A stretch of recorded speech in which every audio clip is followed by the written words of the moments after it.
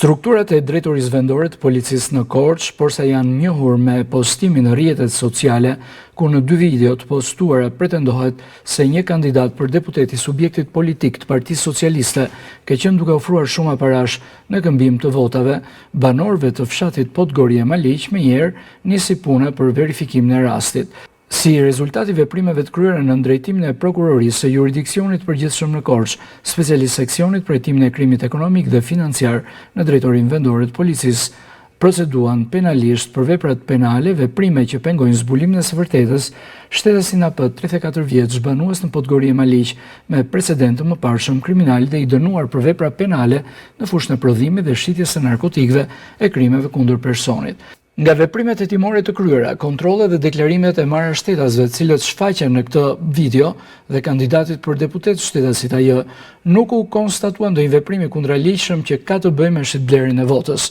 Gjithashtu nga analiza e pamjeve filmike dhe nga verifikimet e kryer rezulton se shtetasi AP ka qenë personi i cili ka kryer regjistrimin audio-video të shtetasit që shfaqet në ato pamje. Shtetasi AP ka refuzuar vënien në dispozicion të policisë me qëllim ekspertimin e pajisjes me të cilën ka kryer këtë regjistrim, duke u bërë shkak për pengimin e hetimeve të mëtejshme nga strukturat ligjzbatuese.